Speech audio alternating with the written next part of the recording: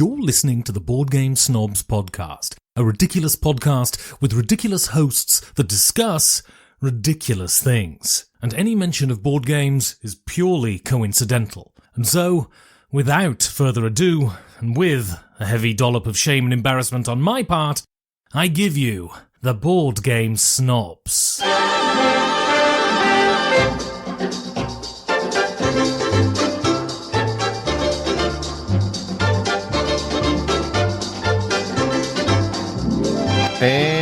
And go. You hit me with a hard question right before we started the show. What was my favorite movie of the past 5 years? That's a good question. This is Jerry, Board Game Snobs. Enrique's here. Say something. Hello. I'm Okay. back again. Okay, calm your voice down. You're really loud. Why are you so Why loud? not be loud? I don't think he's that loud in the actual recording, but whatever his mic is doing. He's just loud to me, and that's what counts. Turn it But I down. want to be loud. I'm Gobby. Hello. All right. Hello, God. Hello, Enrique. So, what movie you asked Glad me? to have you back asked- again. I like being here. What's your favorite movie of the past 5 years? As I a- can't even remember the last five. That's something to hit hard. Do you know what it is? Do I know what your favorite movie is? Or do you know what yours is? I'll go for yours. Yes, Okay, can you say it?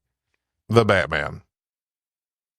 That's a good one. It came on. It's I on. respect the It's on Batman. Max, and every time I browse it, I click it and I start watching it. Ooh. And I'm like, this movie just had so many great cinematic shots. Mm-hmm. It was just a beautiful movie. The music was on point. The theme, the mood of the movie is fantastic.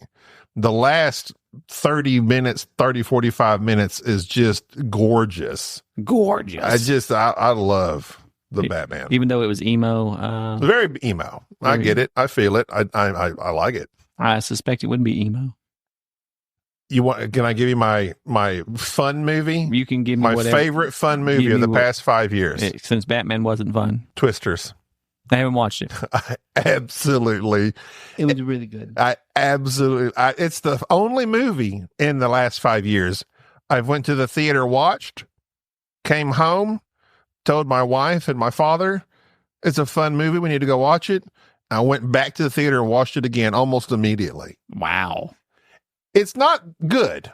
I mean, it's not going to win an Oscar, but if you like the original, if you like the feel, it had the same vibe, and I've already said this before, but I love Twisters, and I'm looking forward to coming on Peacock, which by the time this comes out should be on Peacock already. I don't know if I have Peacock. I don't know what streaming stuff I have. I don't really stream a lot of stuff. But that's a good one. Well, I don't know. It'd be hard for me to dig through and find one that I like the past 5 years. I will say that this did bring up something that I had viewed recently,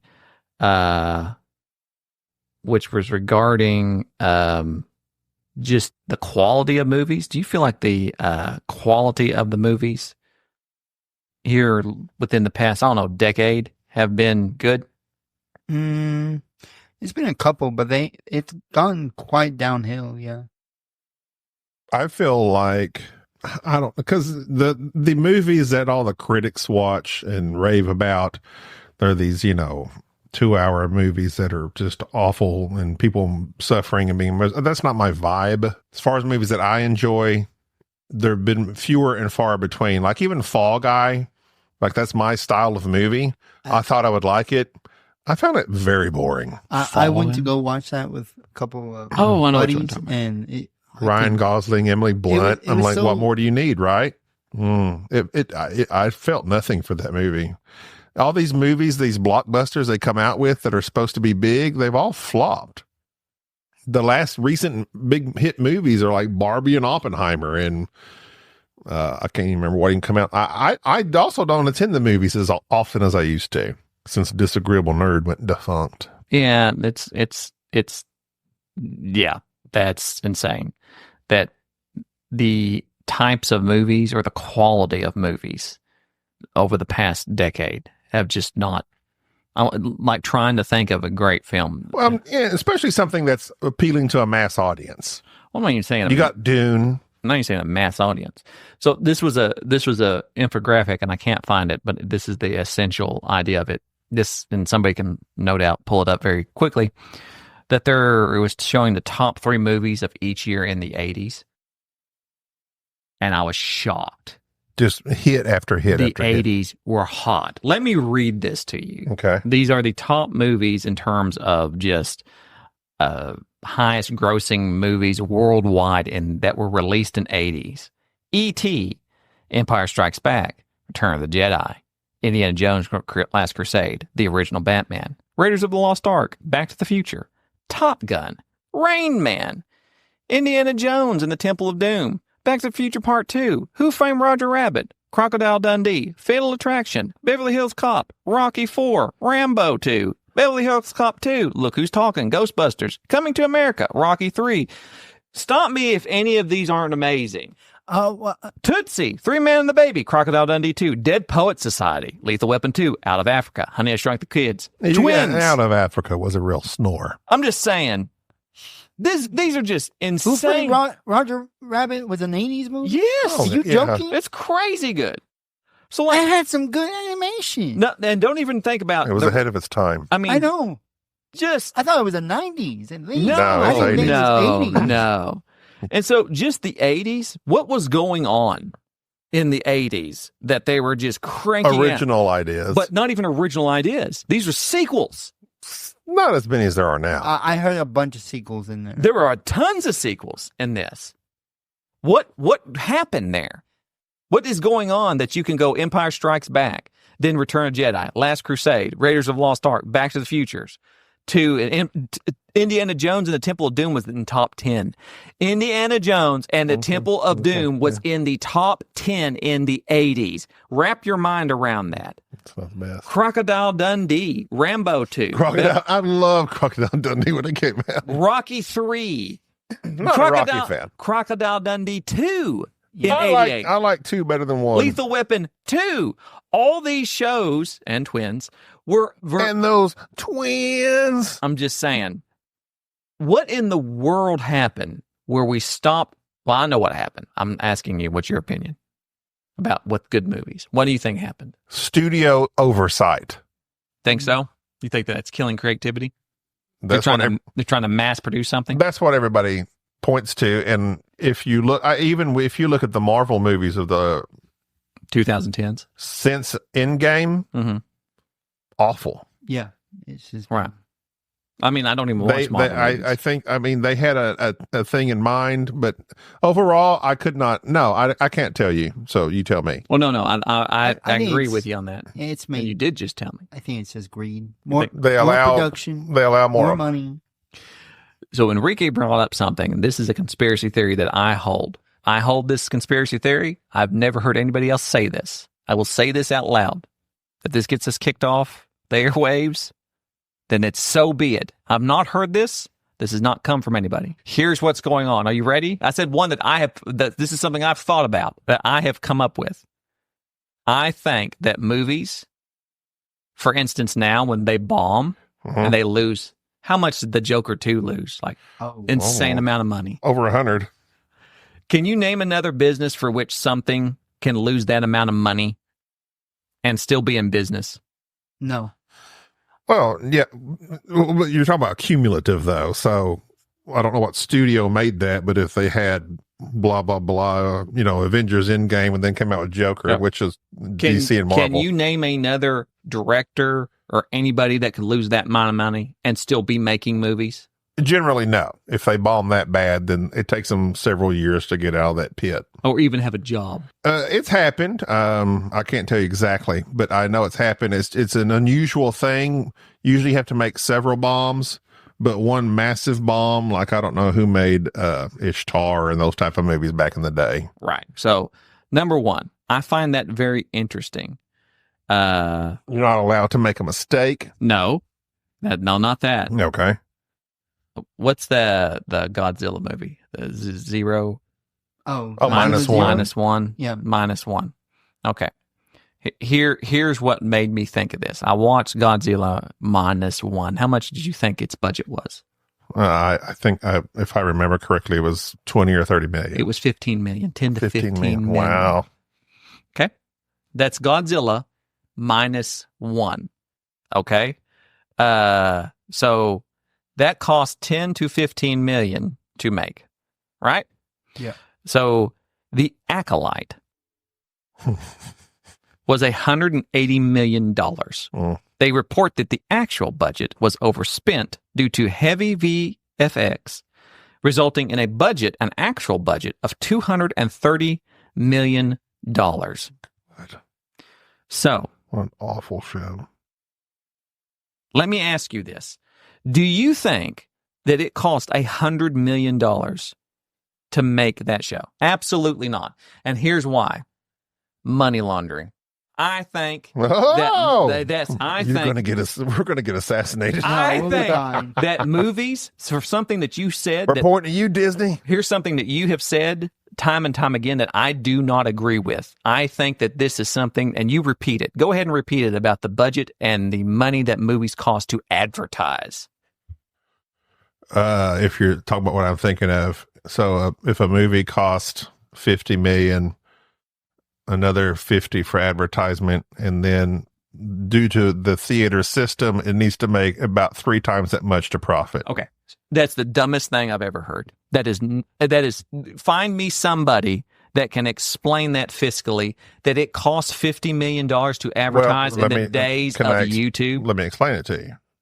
Well, if we're talking about published by studios coming out of theaters. That's exactly what I'm talking about. So what they do is they have diminishing returns. So like the first 2 weekends, they'll give them. No. You're not explaining what I'm asking. The advertising does not cost $50 million. Oh, that part. Yeah, I'm not sure. No, it doesn't. It can't. I'm not in the business. I can't say definitively. Do you believe that, I mean, a $50 million movie would not have $50 million worth of advertising. No. But a $300 million movie like Joker. No, actually, Joker had no advertising. I'm just saying, they always say that that they use that same metric that you always spout every time we talk about movies, is about it costs double. Basically, the advertising of whatever the budget of the movie is insane. How much does it cost to advertise on YouTube? Nobody's watching television. You're not advertising during the Super Bowl.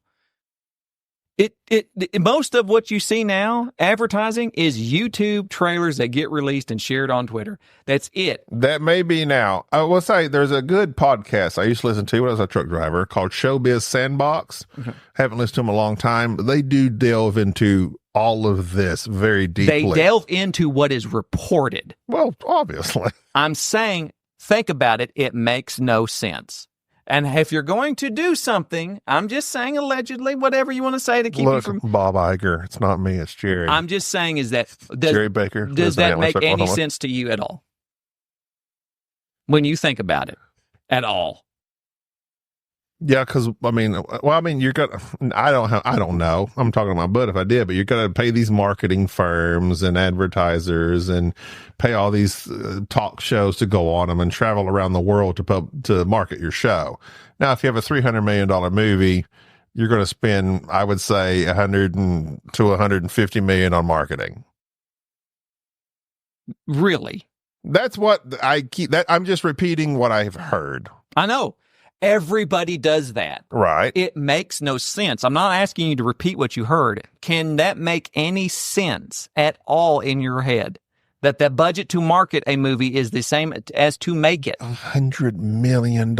I don't know. Money doesn't mean anything anymore because people spend ridiculous amounts. The average marketing budget is 50% of production costs. For example, $100 million costs between 50 to $150 million. Reportedly, Barbie had a $150 million marketing budget.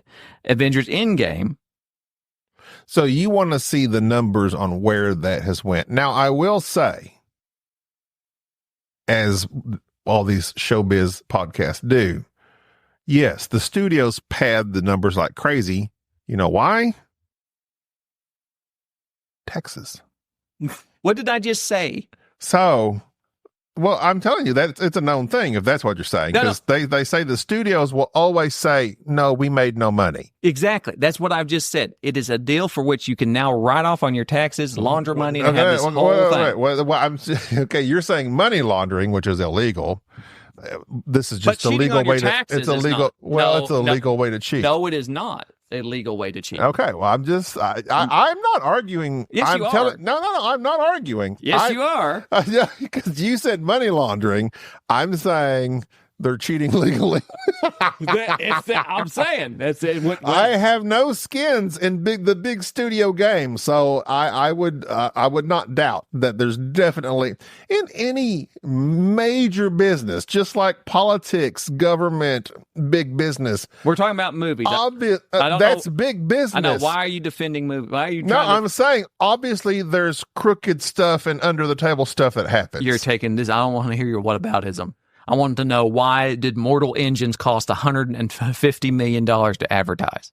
Wait, you did? Yes. No, because you know why? Because they're paying off the executives, and the rich get richer. I know. I'm just saying that's not what I'm asking. Show me how that is even possible.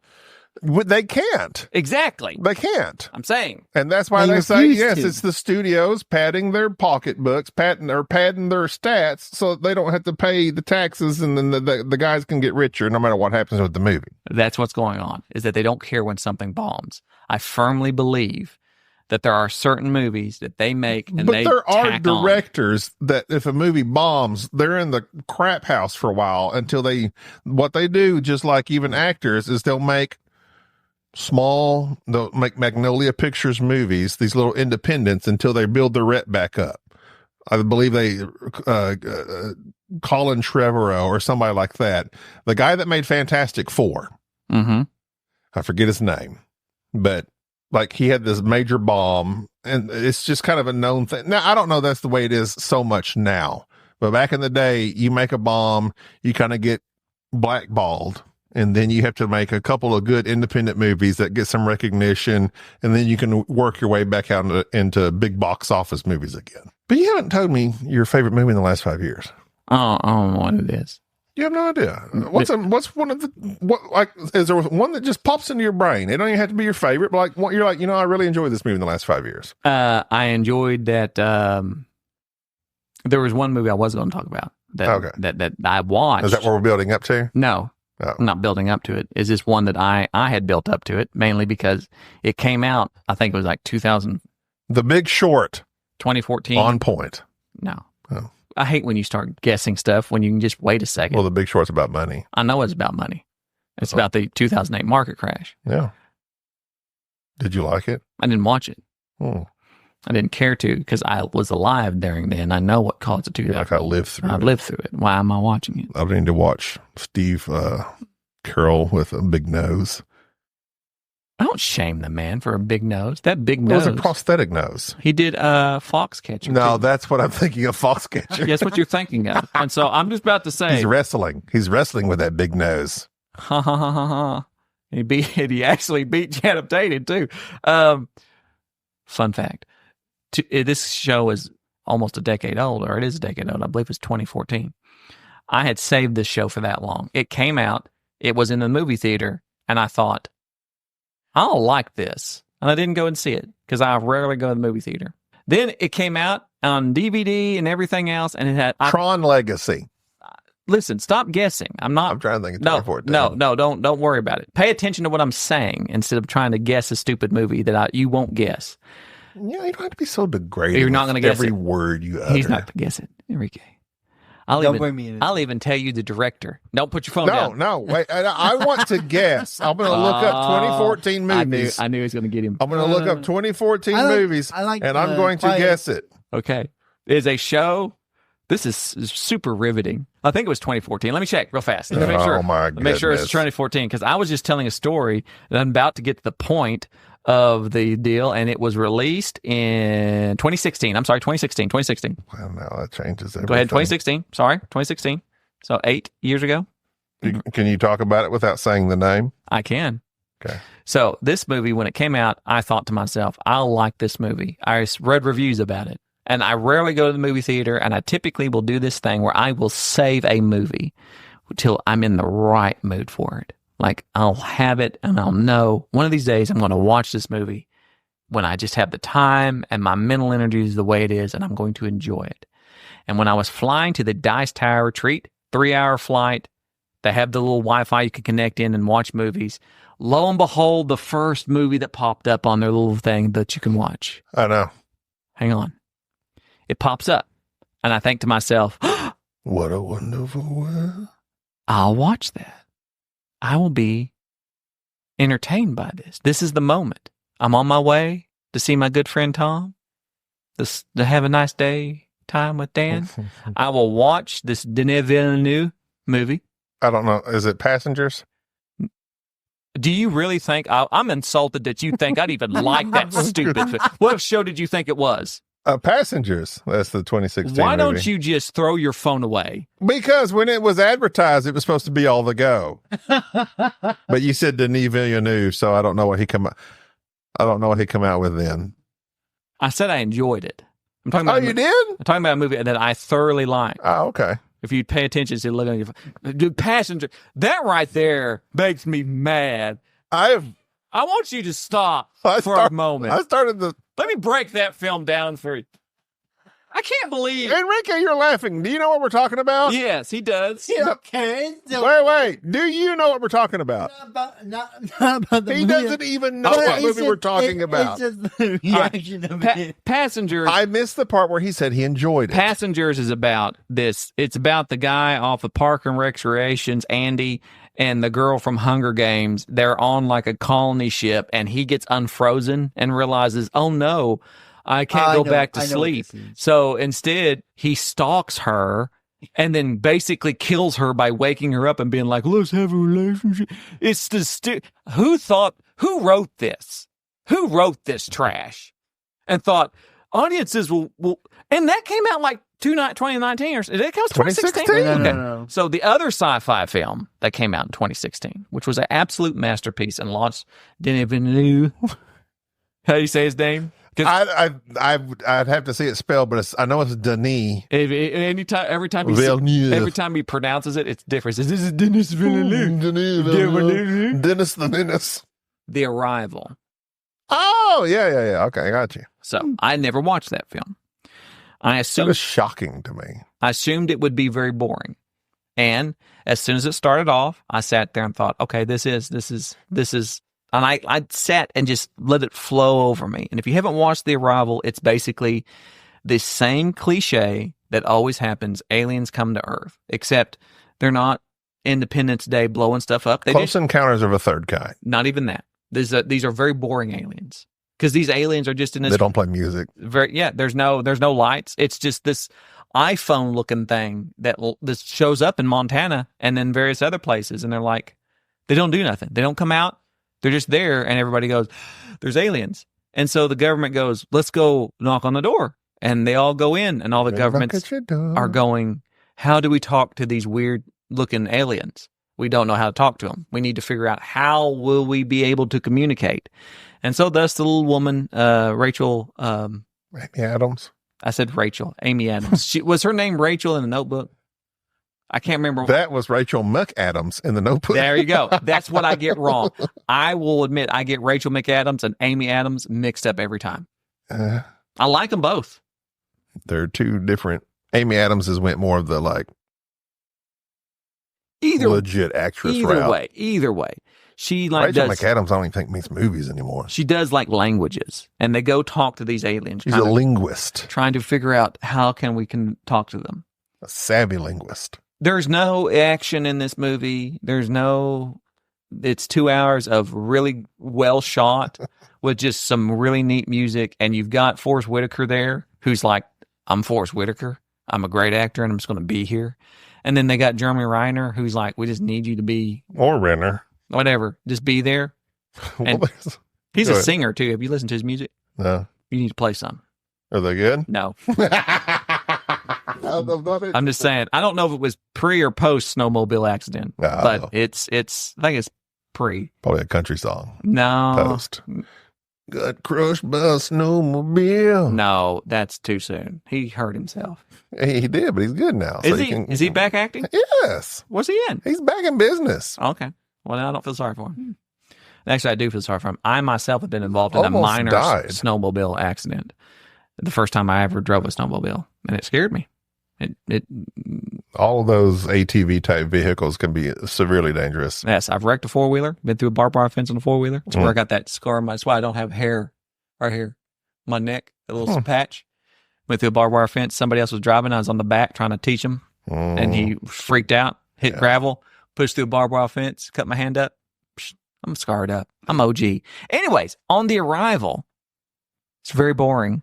Like, I would not ever tell somebody, go watch this. No. Because there's no action. It's an amazing film. And what I liked about it is that it tells you what's going to happen in one little scene. I watched it once and I was like, that's pretty good. But I don't know. I wasn't paying attention. Then I watched it again and realized what they did with the time. I was like, oh, okay. That's interesting. Don't spoil it for people. Don't do it. It's over 10 years old. It's You not can 10 years, spoil. it's 2016. Okay, we're 8 years in. I have a strict I have a 10-year 2-year limit. I have a 10-year I limit. have a 2-year limit. If you ain't watching in 2 years, you ain't that interested, don't worry about it. No, because it's your own fault what if if you it's spoiled. What if you weren't alive? What have you been doing for 2 years? What if you How were not dare an you. adult back then?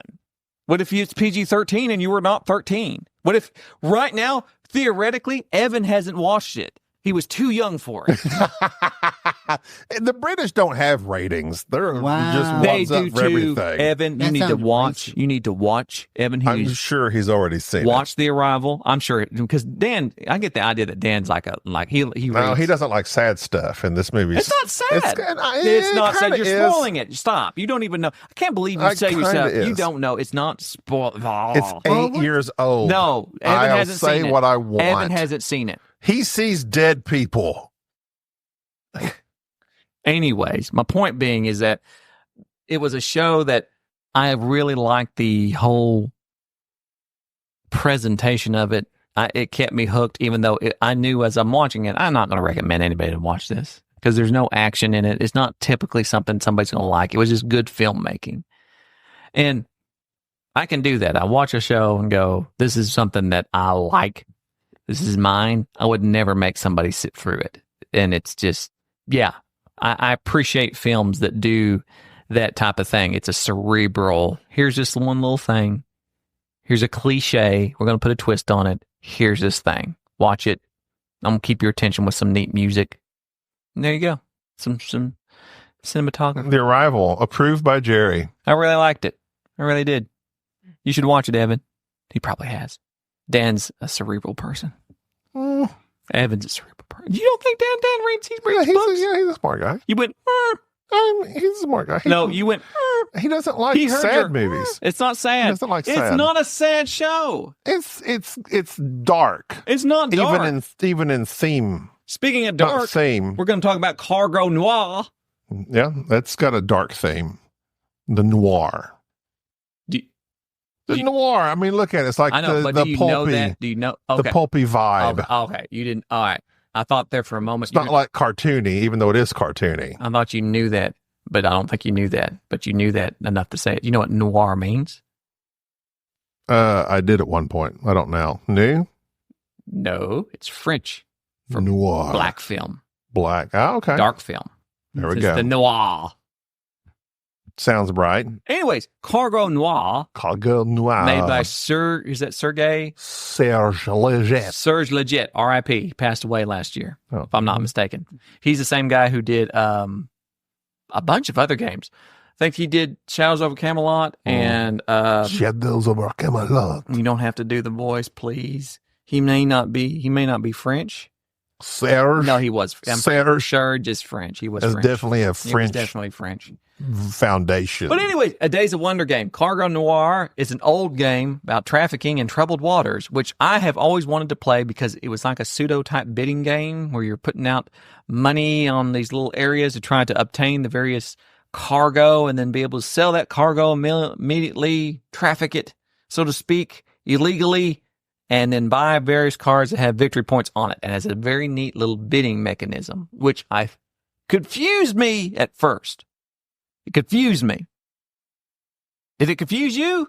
We were all confused Everybody because was we confused. were It's like- playing it wrong. Okay, so in this game, you have your little ships, and you send your ships out to the various ports around the board. And those ports have the various items on there, various little tokens that are the various contraband that you're trying to put in your warehouse and then sell. And so when you put your little ship on that area, kind of like a worker, you put the little plastic little coins underneath it. That's kind of like your bid. And then you go about your business. Everybody else ends up putting out their ships too. And if somebody puts more money out there than you, well, then when it comes time for your turn, you're supposed to activate all your ships and do the various actions that are on those ports. And if somebody's outbid you, you have the option to basically abandon that port, take your money and your ship back. Sometimes you get a bonus for doing that if you have certain cards, or increase the money onto that ship so that you basically try to drive everybody Fold off. or raise. So it's one of those neat little, it is a bidding thing.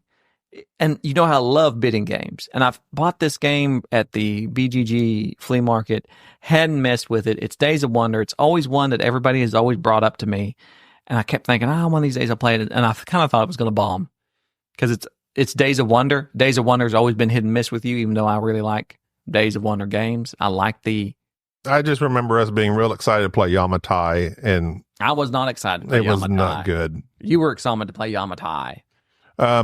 Yeah. But I liked Heat. And I've heard negative things about this game. You have? Yes. Well, I mean, yeah, it's not very popular. There's nobody talking about Cargo Noir. Well, because it's old. Like our Ticket to Ride. It is, and it's out of print, right? I'm sure. I don't think they're making it anymore. I'm sure it is. But yeah, that's why I had to. But I did not. I thought it was a worker placement game. I had no idea it was a bidding style game. 2011. It's old. It's rated as 6.4. Oh, so this is old. It's over a decade old. I don't know we should even be talking about it. So this is old. Let's see. But no, it's a shrewd bidding game. It came out right before Monte-Carlo. Right. Days of Wonder.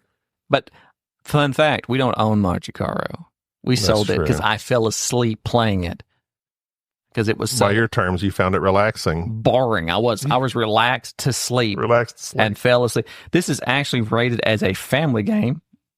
That's little. I mean, once you get down the bidding, I guess it's very simple. But it won Australia's best international game winner. Cargo Noir is the best game we've played. Lots of bidding. Get them roos out of here. We gotta ship these roos, get them right quick out of here. They've got Noir to go. See, I see what you mean. Do you like this game? Noir. No. They don't say noir. They say noir. They don't say no. They say noir. Cargo Noir. The game in Australia is just Cargo No. They go Cargo Noir.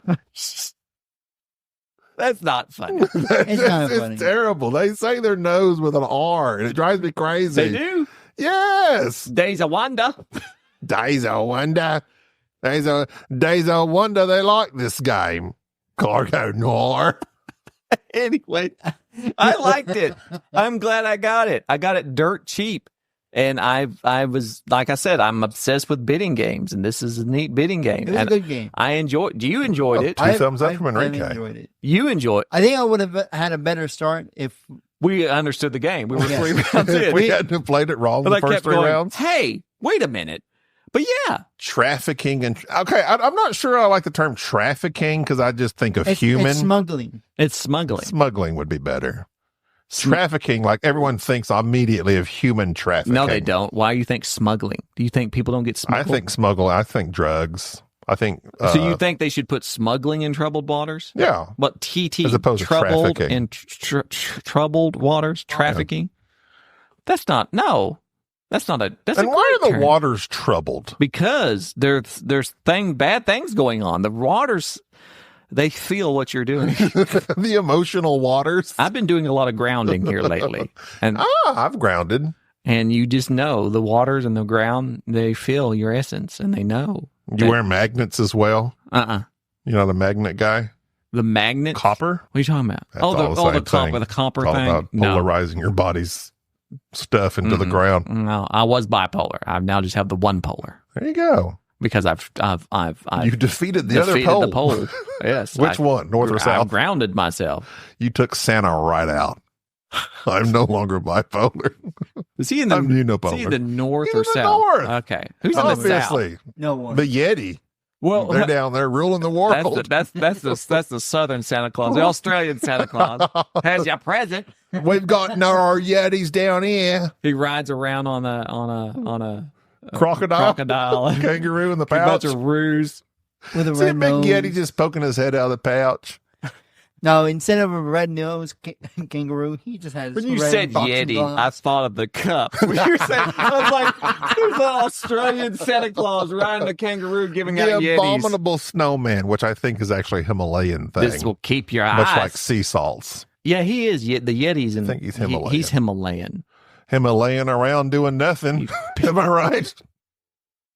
Sensuous. No, he's not doing a thing. I am so sorry that I said anything about anything regarding The Australians. Australia, because that goes hard quickly. Michael Sorry. Vanoy My is very bad. annoyed by the Congo. No, not Michael Vanoy, Langford. Langford.